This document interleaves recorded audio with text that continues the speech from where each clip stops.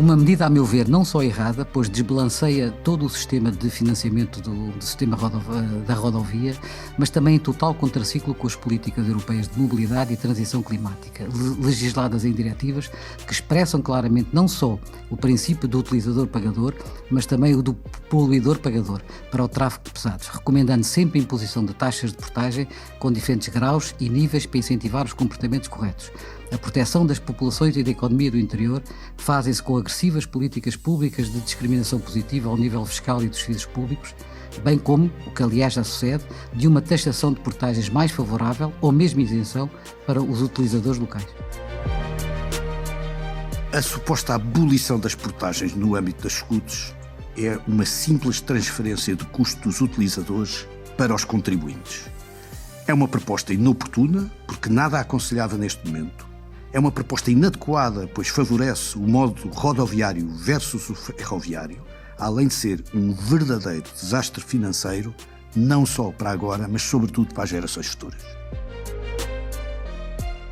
Olá, eu sou a Maria João Babo e bem-vindos à Partida de Xadrez, um podcast do Jornal Negócios com Gonçalo Moura Martins e António Ramalho, que de 15 em 15 dias olham para o tabuleiro da economia e analisam as jogadas. A eliminação das portagens em autoestradas do interior e do Algarve e a alteração no modelo de financiamento do sistema são o tema deste episódio. As SCUT, vias sem custos para o utilizador, foram criadas em 1997 pelo governo de António Guterres, mas em 2011, com a crise financeira, todas passaram a ter portagens. Agora o Parlamento aprovou a proposta do PS de as abolir em 2025, o que terá um impacto, segundo o governo, de 180 milhões de euros por ano. Do modelo do utilizador-pagador, passamos novamente ao do contribuinte-pagador. Gonçalo Moura Martins e António Ramalho, que conhecem bem este tema, estiveram até em lados opostos da mesa em negociações de parcerias rodoviárias entre privados e Estado. Eu começo por si, Gonçalo Moura Martins. Quais são realmente as consequências da abolição destas portagens em termos financeiros e do próprio modelo das concessões? As consequências são várias e são irremediáveis e algumas até irrecuperáveis na minha opinião. Eu acho que esta decisão é profundamente errada. Esta decisão do projeto de lei 72/16 que promove a abolição das portagens nas SCUTs é uma coisa, enfim, que eu penso que não tem cabimento e não faz qualquer sentido nesta fase. E é inadequável porquê? Porque o primeiro argumento era de que se visa proteger as populações do interior, o desenvolvimento o argumento da coesão territorial, não é? Mas isso não se faz assim, faz com políticas públicas ativas, fiscais e de investimento no interior. Até porque hoje em dia os residentes já têm proteção relativamente ao tráfego nestas vias. Por exemplo, com meios eletrónicos que já hoje são usados para cobrar estas portagens, já há autoestradas entre quem entrar no nó e sair no nó imediatamente seguinte já não paga. Já não é cobrado nenhuma taxa. Ou seja, porquê? Porque presume que é residente. Portanto, é uma falácia dizer que a abolição e a alteração de todo o sistema e do financiamento do sistema rodoviário em que se baseia as portagens, e já lá vou às políticas europeias, é feito numa lógica de proteger as populações do interior. Não se protegem assim, elas já são protegidas e podem ser mais protegidas, eu estou de acordo que o sejam, de outra maneira que não seja de todo esta. E por outro lado, tem mais duas perversidades, antes de ir, enfim, mais aos temas mais estruturais. Não se cobra aos estrangeiros e aos veículos estrangeiros, o que não faz qualquer sentido. Por exemplo, a via do Infante, que tem um tráfego turístico enorme, a que título é que todos os automobilistas estrangeiros que lá passam e turistas não hão de pagar essa via e hão de ser os contribuintes portugueses a suportar esse encargo, por um lado. E por outro lado, a A25, que é a autoestrada da beira litoral e alta, mais de 70%, repito, mais de 70% do tráfego de pesados é estrangeiro. Porque é que eles não hão de pagar? A que título é que eles vão ficar isentos? Eu acho que... Portanto, estamos a financiar o transporte de mercadorias estrangeiros, turistas espanhóis e muito pouco, no fundo, quem beneficiaria deste argumento da coesão territorial. Eu acho que um motorista de pesados que venha da Alemanha até Portugal venha pagar portagens em todo o lado, na Alemanha, na Bélgica, em França, em Espanha, pois Espanha menos, não é? Há de estranhar imenso aqui quando chegar a Portugal não pagar. Espanha é outro tema, porque, como sabe, o Partido Socialista Espanhol aboliu, ou melhor, deixou de cobrar portagens quando algumas concessões chegaram à maturidade, o que tornou dificilmente financiável o sistema rodoviário espanhol, e há 15 dias o Ministro das Infraestruturas espanhol, do mesmo partido, veio dizer que é inevitável outra vez reintroduzir portagens. Portanto, isso faz parte das políticas europeias, portanto vai ser uma inevitabilidade manter e voltar a ter portagens, apesar desta decisão um bocado estranha, tomada muito recentemente. E António Ramalho, para si é uma questão também do sinal que é dado ou olha muito para as consequências financeiras que isto acarreta? Eu se calhar nesta minha primeira intervenção até aproveitava para falar do sinal que é dado, porque me parece que o sinal que é dado é dos piores sinais que recentemente foi introduzido, quer para aquilo que são o conceito da distribuição das receitas do Estado, quer para aquilo que é o equilíbrio intergeracional que está subjacente à boa gestão do próprio país. Vamos ver, as receitas do Estado têm sempre uma de 3 origens, basicamente, ou são pagamentos feitos pelo utilizador, ou são pagamentos feitos pelo beneficiário quando o utilizador não é identificável diretamente, o caso da Segurança Social é o exemplo disso, ou então são impostos, são pagos pelos contribuintes. O que acontece basicamente é que o nosso sistema rodoviário, aliás, isto desde 2008, 2007, o sistema rodoviário foi sendo desenhado para que basicamente fosse pago pelo utilizador pagador e pelo beneficiário pagador. O beneficiário pagador pagava através de uma contribuição de serviço rodoviário sobre a gasolina, sobre os combustíveis fósseis, e o utilizador pagava portagens para aquilo que era a utilização expressa dos seus benefícios. Se nós olharmos, digamos, para aquilo que é a rede global das infraestruturas de Portugal, e eu estou a pôr de lado a Brisa, nós tínhamos 54% pago pelo utilizador e 41% pago pelo beneficiário. No fundo, o automobilista que compra combustível, não é? O veículo pesado. O que acontece basicamente é que a evolução estrutural que se tem vindo a realizar do ponto de vista dos conceitos tem sido no sentido contrário daquilo que era a transparência das receitas. Porquê? Porque, primeiro, o que aconteceu foi que progressivamente o utilizador está a pagar menos. E este caso das portagens é evidente. E é evidente ainda por cima num produto de elevadíssima qualidade que Portugal tem e que vamos falar sobre ele depois seguramente. Segundo, não vemos também qualquer benefício em termos da contribuição do serviço rodoviário e do beneficiário e do conceito de beneficiário, porque até houve um contexto de agrupamento disso dentro do Orçamento Geral do Estado por reflexões do Tribunal de Contas, aliás, com caráter europeu. Portanto, tirando maior transparência à alocação dessas receitas. E, finalmente, passamos tudo para o contribuinte, que está no final da cadeia, e no contribuinte, curiosamente, estamos cada vez a envolver mais impostos indiretos e menos impostos diretos, menos impostos que têm a ver com o rendimento e com a proporcionalidade, e mais impostos que são opacos por parte dos pagadores. A título de exemplo, a média europeia tem qualquer coisa como 33,5% da receita em impostos indiretos e 33,6% em impostos diretos. Isto é um grande equilíbrio entre estes dois impostos, o resto são as contribuições da Segurança Social, e Portugal já tem 42,9% da receita em impostos indiretos e 27,4% em impostos diretos. Portanto, estamos a caminho da opacidade. E se pensarmos que vamos ter agora reduções do IRS, isso significa adicionalmente que ainda vamos ficar com menos impostos diretos e, naturalmente, com mais percentagem de impostos indiretos. Então, e como é que se explica porque é que esta medida é tomada? Por isso que deixe-me só terminar, porque isto, para mim, significa em busca da opacidade das receitas do Estado. Isto é, cada vez as receitas do Estado se tornam mais opacas para que se perceba onde é que gasta o Estado aquilo que são as suas receitas. E essa opacidade tem um custo político. Portanto, eu, antes de mais, gostava de dizer, Maria João, que eu acho que o sinal atual é de forte opacidade filosófica sobre aquilo que é um Estado que queremos que cada vez, curiosamente, fosse mais transparente, que fossem mais evidentes as alocações de receitas a despesas que fossem visíveis. Pelo contrário, estamos exatamente a caminhar no sentido contrário. As portagens são um belíssimo exemplo disso. Porquê? Porque temos um produto de elevadíssima qualidade. Nós às vezes esquecemos disto, mas nós somos o 5º melhor país do mundo em qualidade de roads, de estradas e autoestradas. Somos o 15º em conexão, estamos a falar em 140 países, o 15º em conexão, portanto temos ainda por cima toda esta conectividade muito bem assegurada, e temos de facto uma rede de autoestradas que é invejável em relação àquilo que são os nossos próprios concorrentes europeus. Há 1 ou 2 concorrentes europeus que comparam connosco, mas os outros não comparam.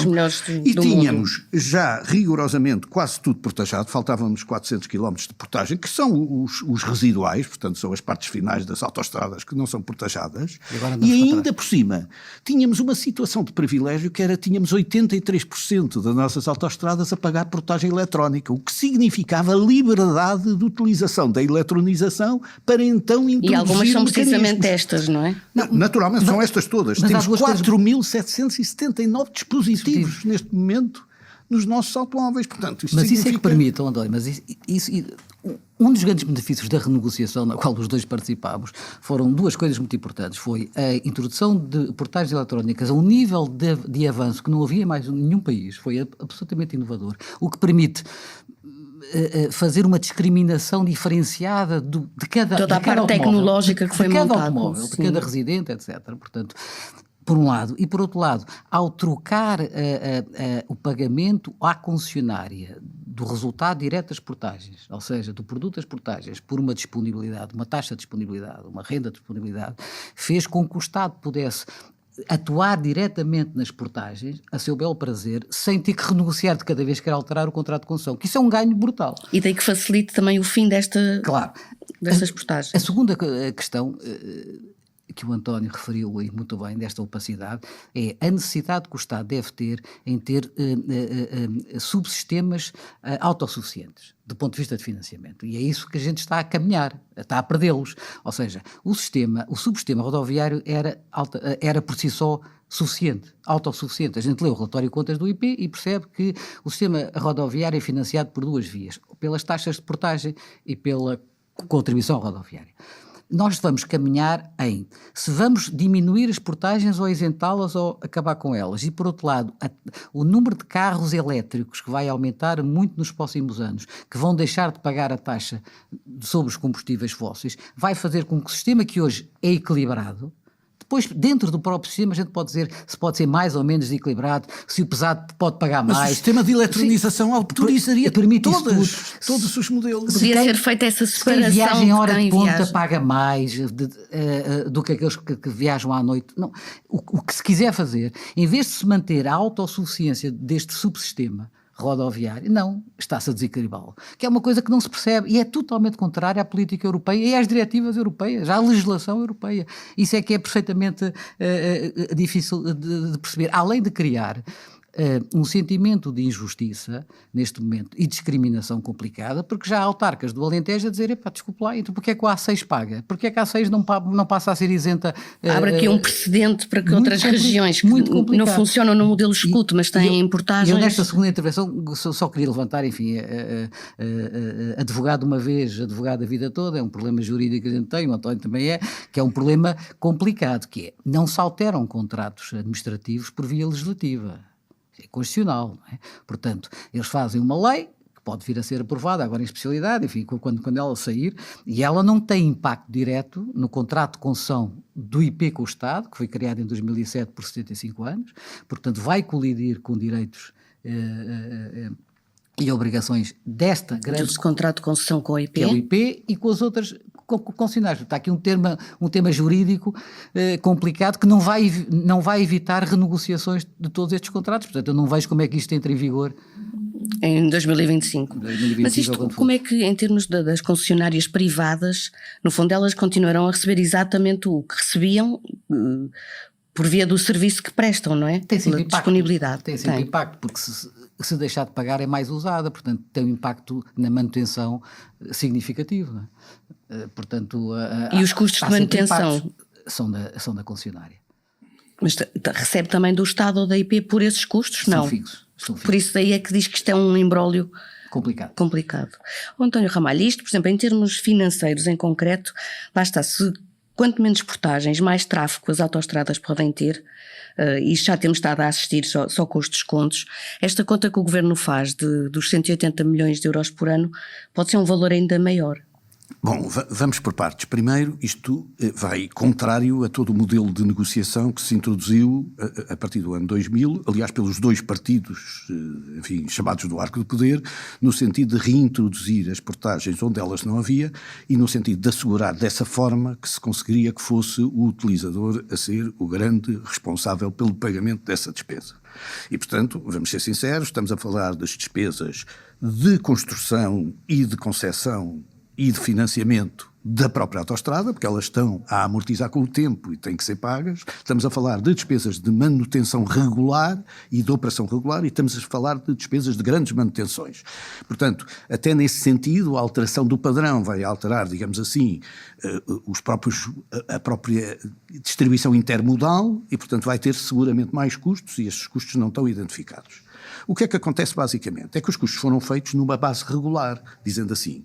Nós temos em portagens em Portugal, no último ano, 1.149 mil milhões de euros recebidos, dos quais 50%, um bocadinho mais de 50% são da Brisa, numa concessão direta, portanto depende pura e simplesmente do tráfego, e os outros são provenientes de ou portagens ou eixos-escudos.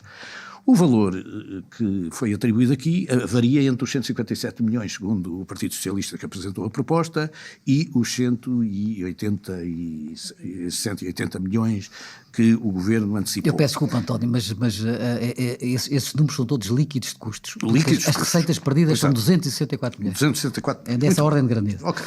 264 milhões de receitas líquidas, portanto, de receitas perdidas. Estas 264 milhões devem ser atualizados durante todo o período da concessão. E, portanto, vieram-se dizer que a perda andaria entre 1.1 e 1.5 mil milhões. Erro. Não foi isso que se perdeu. O que se perdeu foi a receita que foi determinada até ao final da concessão atribuída à IP, que foi uma concessão de 75 anos. Portanto, nós estamos a falar de um prejuízo geracional, caso as portagens não venham a ser reintroduzidas e, naturalmente, terminada.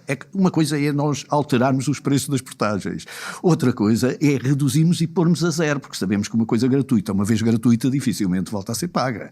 E, portanto, a verdade é que do ponto de vista geracional, até ao final deste século, nós comprometemos diversas gerações para pagar um valor que andará seguramente na ordem dos 5 mil milhões, quer dizer, em valor atualizado hoje, quer dizer, em valor regular será muito mais do que isso, mas em valor atualizado hoje com as taxas de desconto que poderíamos fazer. E isso não é compatível com a qualidade das estradas que nós temos e a sua preservação, com o facto de nós termos autoestradas até para um volume de carros que está aquém daquilo que são os padrões internacionais. Nós temos abaixo dos 10 mil, temos a Transmontana, a Pinhal Anterior, a Norte-Scut, a Beira Interior e o Baixo Alentejo, quer dizer, são estas autoestradas, todas elas trabalham com um valor médio abaixo dos 10 mil. Nós temos 16 mil carros médios nas autoestradas, mesmo com as autoestradas, digamos assim, urbanas, que têm uma representação significativa. E tínhamos um modelo, como eu lhe digo, que permitia trabalhar tudo isto do ponto de vista até dos preços, do ponto de vista dos incentivos. Eu dou um exemplo para ser um exemplo razoavelmente compreensível da dificuldade. Para nós, portugueses e lisboetas, não faz qualquer sentido que os pesados andem no eixo norte-sul. Ora, seria completamente compreensível que os pesados que entrassem na autoestrada A2 e que saíssem da autoestrada A8, passando pelo eixo norte-sul, fossem portajados no eixo norte-sul. Isto era possível ser feito. Isto é, não tinha nenhum prejuízo. Como o Reino Unido, que não portaja as autoestradas, mas portaja a entrada nas cidades. Mas quer dizer, em Portugal fez-se a CREL e fez-se a CRIL exatamente para permitir que o tráfego de rotação não entrasse para dentro da cidade. Portanto, até seria normal, até para para proteger, digamos assim, os pisos da cidade, que naturalmente houvesse modelos nesse sentido. Pois a tomada desta decisão vai a contrário de toda a evolução, da evolução comunitária do ponto de vista legislativo, da própria distribuição de modos. Eu faz-me confusão porque a IP hoje em dia gera o modo ferroviário e o modo rodoviário. Foi uma fusão que foi feita para que o modo rodoviário, que era completamente autossuficiente, pudesse de alguma maneira também financiar a utilidade do modo ferroviário, e tem-se a tomar uma medida que torna insustentável a infraestruturas de Portugal a prazo e, naturalmente, se tira capacidade para que a infraestruturas de Portugal possa depois, com essa sustentabilidade que tinha assegurada, conseguir assegurar também, digamos, um desenvolvimento mais eficaz, nomeadamente no transporte de mercadorias via ferroviário, que está neste momento, aliás, a ter fortes investimentos no sentido da sua internacionalização. Pois, portanto, já lá isto, no fundo, é um conjunto de medidas, é uma simples medida que demorou 10 minutos a ser tomada e que tem uns efeitos absolutamente destrutivos naquilo que é a linha de condução normal do ponto de vista da Europa, do ponto de vista da sustentabilidade do modo de transporte, do ponto de vista da distribuição dos modos e, sobretudo, daquilo que é o nosso conceito de sociedade para o futuro, que seria uma sociedade onde aquilo que fosse a transparência dos pagamentos fosse adequado para que nós fôssemos, de alguma maneira, criando os incentivos para que um produto de alta qualidade, como são as nossas autoestradas, fosse gerido da forma mais inteligente. Mas, António, com dois argumentos que eu ouvi na discussão parlamentar que estão completamente ultrapassados relativamente ao que é hoje esta discussão, que foi, um argumento é, a autoestrada já está paga. É irrelevante, a portagem já não tem nada a ver com o financiamento da construção em si, tem a ver com política pública, tem a ver com política pública de mobilidade e de ambiente. E com o princípio do mobilizador. Leiam as diretivas europeias. Claro. Ponto. Já não tem nada a ver. Não, já está paga, já deixou de estar paga, já não tem nada a ver com isso. Ponto 1. A segunda questão é, não, nós estamos perante apenas um dia de receita fiscal. Que é confundir a sustentabilidade dos subsistemas todos. Porque vão acabar por destruir a sustentabilidade do sistema de financiamento do modo rodoviário. E repare, vamos lá ver, o que é que as diretivas europeias das redes transeuropeias de Eurovinheta nos dizem? Dizem que mais portagens, mais caras e transportes públicos mais baratos, ou seja, a lógica assim, do caminho da sustentabilidade e da neutralidade carbónica, não é? Se quisermos cumprir isso. Entre 2019 e 2022, em Portugal, o parque automóvel aumentou em 450 mil carros. Ou seja, temos perto de 7 milhões de carros hoje em dia. Portanto, vejam como é que os incentivos são todos ao contrário. Do transporte público, tudo ao contrário. E depois estamos a desincentivar o transporte ferroviário e inteiramente o transporte rodoviário. Quando a política europeia da diretiva que estão hoje vigentes na Europa é exatamente ao contrário. É utilizador-pagador e poluidor-pagador. Eles dizem a nocividade da poluição de cada meio de transporte deve ser taxada em agravamento por força dessa mesma nocividade, ou seja, os pesados têm que pagar muito mais, os carros elétricos os carros a combustão mais antigos devem pagar mais e os elétricos devem ser privilegiados. Isto em Portugal também a Justiça diz que já se faz relativamente aos carros elétricos e híbridos. Portanto, o que nos deixa a mim e ao António, já percebi, perplexos, é como é que uma medida pode ser tão contrária ou que deve ser o caminho certo, não só da proteção climática e da transição climática europeia, como devia ser de Portugal, e das políticas de mobilidade europeias e que deviam ser públicas também. É, até porque nós próprios também estamos comprometidos com esses objetivos da neutralidade carbónica em 2050 e há metas para 2030. É difícil de acreditar, vendo estas medidas, é difícil. E sabendo que os transportes são o centro, digamos assim, da execução das medidas de poluição e de transição climática exigente. E estava a dar o exemplo do transporte ferroviário, precisamente isso, não é? Que no fundo houve esse investimento que temos estado a fazer de 2 mil milhões na nossa infraestrutura ferroviária, e no fundo pode haver aqui uma concorrência desleal em que... Mas há uma concorrência desleal. Nós de repente dissemos que a infraestrutura ferroviária paga uma taxa de uso. É claro que a taxa de uso sempre foi uma taxa subsidiada, nós sabemos isso perfeitamente, mas de repente passámos a ter a infraestrutura rodoviária a não ter taxa de utilização. Ora, quando há a utilização paga da ferrovia e a não utilização paga da rodovia, naturalmente nós agora ou vamos subsidiar a ferrovia na operação, que é um erro tremendo, porque a ferrovia não deveria ser subsidiada na operação, devia ser subsidiada exatamente na estrutura de canal. O que acontece basicamente é que vamos inverter todo este conceito e tornar extraordinariamente mais difícil a adequação de toda a estrutura de modos. Ora, o que aconteceu em Portugal foi que o investimento num plano rodoviário foi muitíssimo mais eficaz do que o não investimento no plano ferroviário durante os últimos anos. Estávamos a tentar, digamos assim, reduzir este gap, ponto 1. Ponto 2, eu adoraria que já permitisse não a construção de um plano ferroviário como se tentou construir, mas sim um plano de mobilidade global que integrasse os diversos modos e que trabalhasse os diversos modos com o mínimo de sobreposição e o máximo de complementaridade. Sabemos que isto é verdadeiramente impossível, há sempre um modelo concorrencial em cima da mesa, mas é possível maior complementaridade e menos concorrência, ou menos concorrência, sobretudo naquilo onde o Estado pode intervir. Ora, o que nós fizemos neste momento é tornar o princípio da gratuitidade falsa, porque esta gratuitidade é um embuste. Falar em abolir, não há aqui abolição nenhuma, alguém vai pagar, não é? É transferir para o contribuinte. Aliás, o Gonçalo disse bem que os grandes argumentos foram utilizados, até o argumento que está tudo pago é um absurdo, porque objetivamente há infraestruturas que já foram pagas, mas há infraestruturas que estão a ser pagas pela dívida que Portugal assumiu, e essa é a boa dívida, porque é a dívida de investimento.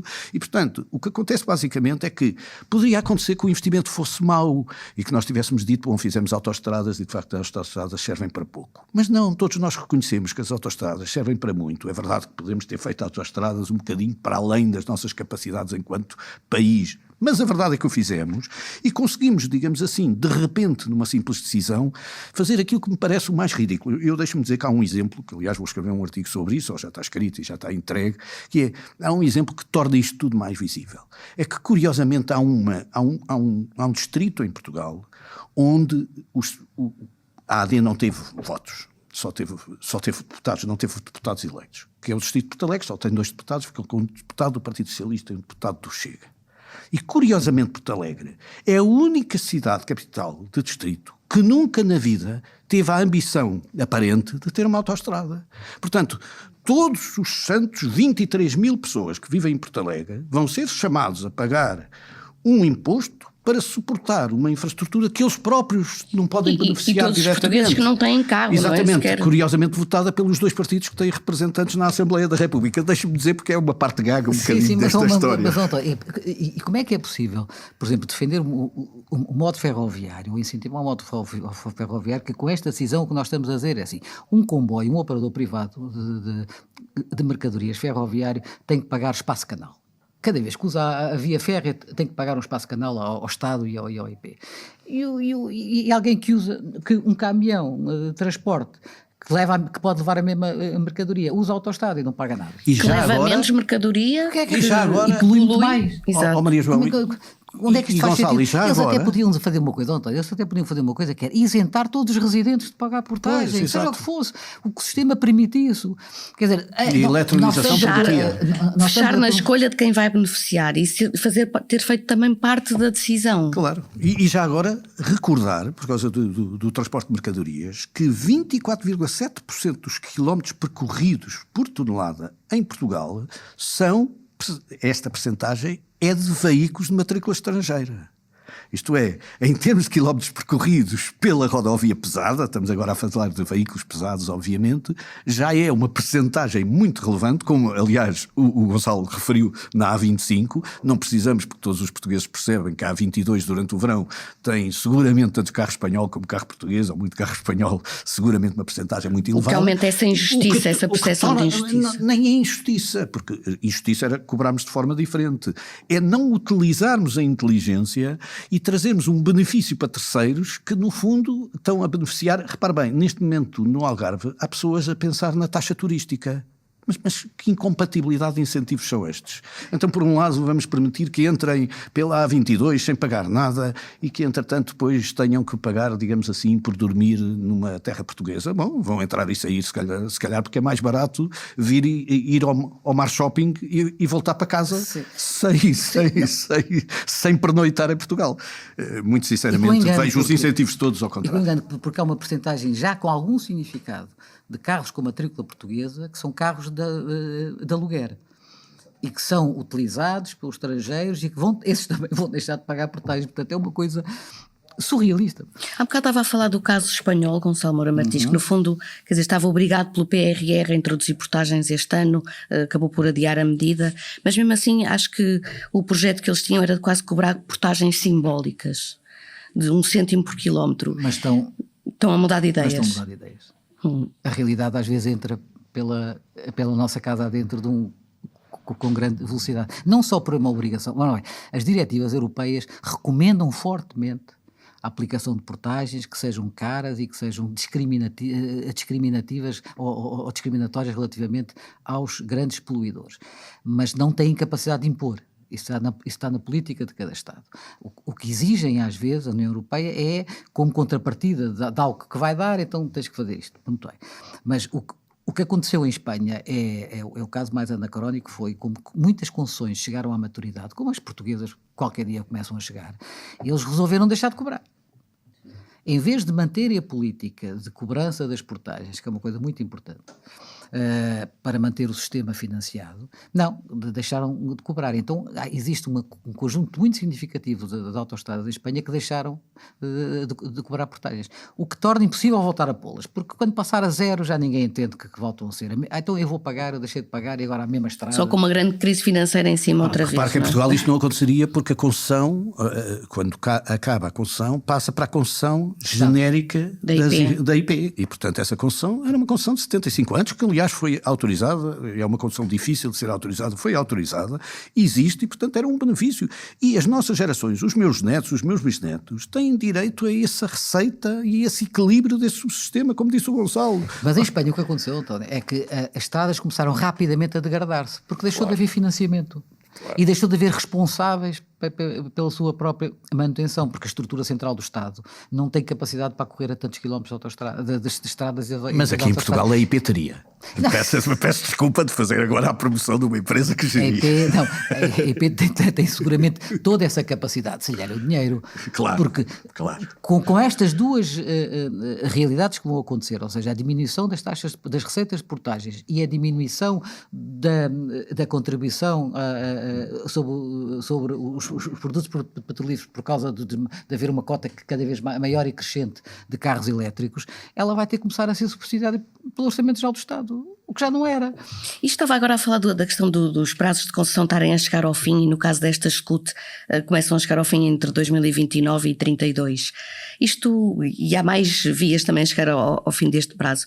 Que riscos é que no fundo este exemplo que agora é tomado pode dar para o futuro destas autoestradas? Isso é uma questão jurídica profunda.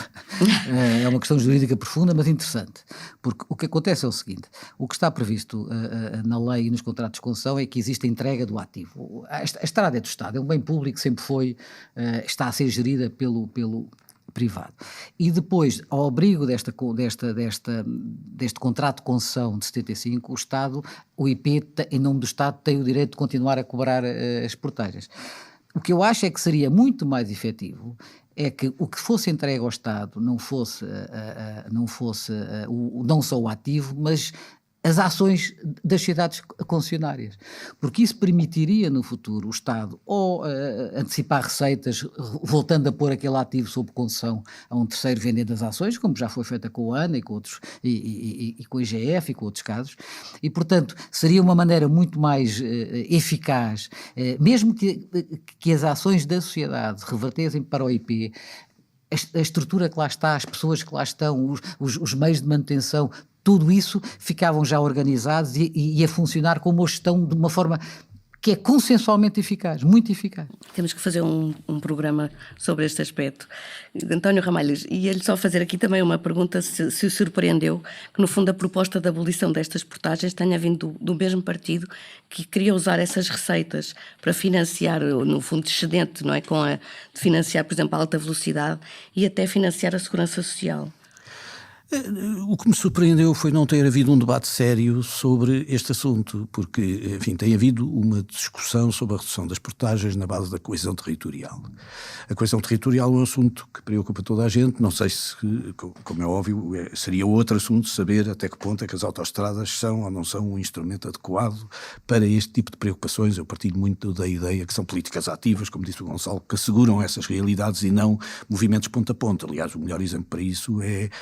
Eu só fui responsável por lançar o projeto de uma pequena autoestrada específica que faz a junção da A25 com a correspectiva autoestrada em Espanha para permitir, digamos, a continuidade da autoestrada da A25, e com isso tenho consciência que Fuentes do Honoro e Vilar Formoso vão perder muita da sua importância e muita da sua capacidade local, e aliás as próprias populações estiveram contra esta autoestrada, que eram 5 ou 6 quilómetros que juntavam duas autoestradas, o que dá o exemplo de que há quem já tenha percebido que a autoestrada às vezes é perniciosa ao desenvolvimento porque permite os acessos ponto a ponto de uma forma muito clara. Aliás, os exemplos das autoestradas normalmente o que colocam é muita vida habitacional ao longo das saídas das autoestradas, mas pouco emprego. Portanto, isto tem sido, digamos assim, um bocadinho a consequência. Mas o que eu queria dizer foi que este debate deveria ter sido feito sobre a bondade do sistema de eletronização que nós temos, sobre a bondade da definição do custo de quilómetros, sobre a bondade da integração entre a rodovia e a ferrovia para efeitos de mobilidade. E nada disso foi feito. Foi apresentar uma proposta de uma forma extraordinariamente vaga e popular e soft. Para dar resposta à contestação que ouvimos desde 2011, não é? Mas essa contestação é inevitável, porque, quer dizer, uma pessoa local que todos os dias tenha que pagar uma portagem para fazer um circuito curto, claro que se sente penalizada em relação a outra que não o faz. Mas há maneiras de resolver também esse assunto, endereçar esta questão, e em alguns casos até está resolvido, porque há vários casos onde esse pagamento já não se realiza. Portanto, o que eu chamo a atenção é que o que me custou mais foi a inexistência de reflexão. E, portanto, eu e o Gonçalo, que partilhamos de muitas discussões sobre este assunto, que temos visões até diferentes de alguns quadros, digamos assim, concessionais, a verdade é que os dois temos uma identidade total sobre o absurdo que é, quer do ponto de vista geracional, quer do ponto de vista da organização da sociedade, quer do ponto de vista do desenvolvimento regional, quer do ponto de vista da estruturação, digamos assim, dos modos de transporte, desta decisão que foi tomada desta forma não refletida. Ainda espero que parem para pensar até alguma coisa entrar em vigor e adequem. Há uma vantagem que isso é só em 25 e, portanto, pode ser que alguém hoje ouça este podcast, à semelhança de outros que temos feito, e que ache interessante, digamos assim, aprofundar uma decisão tão estratégica quanto esta, que curiosamente foi muito refletida quando foi introduzida. Porque quando foi introduzida isto foi uma grande discussão de caráter nacional. Mas não havia muita alternativa, não é? O país estava numa situação... Mas foi introduzida, e foi introduzido o conceito de utilizador-pagador. Quase nem se falou do conceito de utilizador-pagador neste momento. Isso é válido ou não é válido? Não, e foi uma coisa muito importante. Foi introduzida na crise, mas foi das poucas medidas que nunca foi discutida para ser retirada pós-crise, porque uma série de outras medidas disseram não, tem que se retirar, tem que se voltar atrás, foi só durante o período de crise. Esta foi entendida genericamente e consensualmente como estrutural e lógica. Por isso é que agora faz menos sentido, quando o país está com as contas muito mais equilibradas, que se faça... E recordo uma outra que tem a ver com isto indiretamente, que é a junção dos modos em termos de infraestruturas de Portugal, que também foi introduzida e que nunca, e ao contrário de todas as reversões que houve depois do governo... Nunca foi considerado. Nunca foi considerada a reversão. Portanto, parecia que haveria uma análise de que o sistema tinha virtudes e deveria ser melhorável. O sistema podia financiar a outra Como parte. É natural, não é? E o que aconteceu basicamente é que repentinamente, numa espécie de noite de primavera, de repente esfumou-se, digamos assim, e criou-se o princípio que nós percebemos todos, e todos em Portugal percebem isto. No dia em que se tornar gratuito, ou aparentemente gratuito para o utilizador, a utilização de um bem, é extraordinariamente difícil conseguir colocar um preço, e sem o preço não há modelos de incentivos que possam trabalhar, digamos assim, o benefício desse serviço, que em Portugal é de ótima qualidade. Eu não me canso de dizer isto, nós temos uma excelente rede de estrada. Sim, basta ir à Espanha. Partida Espanha, exatamente. Esta partida de xadrez acaba, como sempre, empatada. É a altura das sugestões. Gonçalo Moura Martins quer recomendar um artigo de um jornal. Sim, eu queria falar-vos sobre um artigo longo do jornal do New York Times que se chamava The Hotel Guest Who Wouldn't Leave, ou seja, o cliente do hotel que não queria sair, que é uma história absolutamente surrealista, mas absolutamente real, que teve o seu desfecho há meia dúzia de meses. Eu vou tentar resumir muito rapidamente, o artigo é muito longo, mas um imigrante brasileiro nos Estados Unidos, chamado Barreto, Mickey Barreto, que era imigrante há 22 anos na Califórnia, foi para Nova Iorque e fez o check-in no hotel. No Hotel New Yorker, na 8ª Avenida, é um hotel construído em 1930, o maior hotel nessa altura da cidade e o segundo maior do mundo, uma coisa gigantesca, de 45 andares e muito grande. E pagou $200 por uma noite. À noite, nessa mesma noite, começou a conversar e alguém lhe falou na existência de uma lei de 1969, que ele foi à noite, passou a noite toda em branco a pesquisar a lei e encontrou essa lei. É uma lei de 1969 que era para regulação das rendas, para conter as rendas e que também se aplicava a hotéis de determinadas características que ele depois descobriu que àquilo se aplicava e que permitia que um hóspede passasse a ser um arrendatário permanente com renda subsidiada desde que o requeresse. Ele no dia seguinte apareceu-se ao manager do hotel e disse-lhe: "Pá, eu quero requerer este estatuto." E o homem nunca dizia: "Pá, você é doido, se quiser cá ficar tem que pagar noite a noite este nosso fee de $200 e ponto final parágrafo."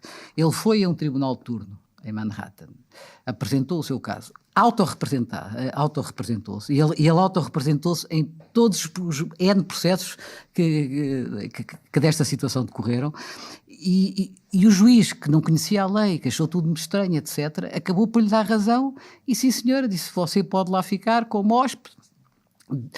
E utilizou no termo, na sentença, o termo posse, e então... E não lhe fixou nenhuma renda, porque aquilo era tão estranho que ele até lhe passou isso. Ele pegou nessa sentença, apresentou-se no hotel, o hotel imediatamente tentou contrariar a sentença, perdeu na primeira fase. Ele ficou lá a residir sempre, mas começou a reler a sentença, achou aquilo muito engraçado, então achou que com aquele termo de posse que lhe foi atribuído, ele podia registar o quarto 2565, que era o quarto onde ele estava, como em sua propriedade. Exato. E então tentou, e foi 5 vezes recusado no departamento de imóveis da Câmara de Nova Iorque. Foi 5 vezes recusado até que ele resolveu ir lá pessoalmente explicar: "Desculpa lá, mas porquê é que não com base nesta sentença, como é que não me registram o quarto em meu nome?" E os senhores disseram: "Não, porque aquilo não tem propriedade horizontal registada e, portanto, o quarto não tem autonomia relativamente ao imóvel." Então ele, à 6ª tentativa, resolveu registar o prédio todo em nome dele. E foi registado o prédio todo e ele passou a ser proprietário do hotel. O hotel, estava um filme, não o é? hotel pertence a uma igreja de origem coreana, uma coisa evangélica, do tal reverendo Moon, que já morreu, e eles passaram N tempo em tribunal a tentar reparar a propriedade do hotel, porque ele, entretanto, notificou os bancos todos, notificou os restaurantes do hotel, notificou os serviços todos, a dizer que ele é que era o dono e, portanto, que todos os dividendos deviam ir para ele, etc, etc. Só em junho de 2023, portanto há 9 meses, há um ano quase, é que os proprietários do hotel conseguiram reverter a decisão, retomar a propriedade do hotel e ter-lhe uma ordem de eviction, ou seja, de despejo dele, mas nunca lhe conseguiram cobrar mais do que os $200. Portanto, ele teve 5 anos a viver no hotel, no quarto 2565. E até proprietário, por $200. Vale a pena ler a história, porque é uma história incrível de como é que aconteceu num país tão evoluído como os Estados Unidos tão recentemente. Uma coisa dessas. E António Ramalho, quer sugerir um CD? Eu depois deste caso, acho que o pacote de habitação digamos assim, a maior eficácia de não burocracia, e que afinal Portugal é um país excelente. E tão importante como fazer as leis é preciso revogá-las. Não esquecer de revogar. Exatamente. Ora, eu por acaso trago um CD, um CD que saiu recentemente, provavelmente saiu, julgo eu, sexta-feira, última, que é da Marta Pereira da Costa, que é o Sem Palavras. A Marta Pereira da Costa é uma jovem que foi pianista, foi guitarrista e toca guitarra portuguesa. E ela toca guitarra portuguesa porque o pai um dia lhe pediu para ela tocar a guitarra portuguesa. Ela enfim, toca música como se respirasse e, portanto, passou a tocar a guitarra portuguesa. Acompanha com a guitarra portuguesa, foi talvez uma das primeiras mulheres a acompanhar com a guitarra portuguesa fadistas. E desta vez faz um disco em que torna a guitarra portuguesa a protagonista. E é um disco absolutamente notável, porque ela leva a guitarra portuguesa a tocar desde Gershwin a outros estilos diferentes. É acompanhado ao piano por um Ivan Mellon, que é um cubano, que toca também um piano particularmente bem suavizado, e ela toca também algumas músicas da América do Sul, mas sobretudo ela consegue que a guitarra portuguesa sozinha, porque não há palavras, sozinha consiga tocar português. Eu acho que nós às vezes ouvimos falar português fora de Portugal e sentimos-nos como em casa. Eu acho que aqui vale a pena ouvir para sentir como é que se toca Portugal com a guitarra portuguesa. E tem então uma música, que é uma música em memória da avó, composta por ela, que eu deixo-me dizer que tive aquela sensação quando ouvi a guitarra portuguesa a tocar e a falar português, que onde estivesse a avó dela, porque ela já faleceu, eu não conheço a Marta de lado nenhum, de certeza estava com uma pontinha de emoção a ouvir aquela música, porque é uma música belíssima. É um CD que vale a pena ouvir. Eu sei que vai haver uma apresentação que começou, aliás, por ser feita na Casa da Música e que também tem dança incorporada neste processo, mas o disco só por si, que eu tive logo acesso via Spotify, vale muito a pena, porque de repente sentimos que até nos instrumentos existe uma identidade chamada Portugal. E esta foi a Partida de Xadrez, um podcast que pode ser ouvido no site do Negócios e nas principais plataformas. António Ramalho e Gonçalo Moura Martins voltam daqui a 2 semanas a colocar as peças em cima do tabuleiro.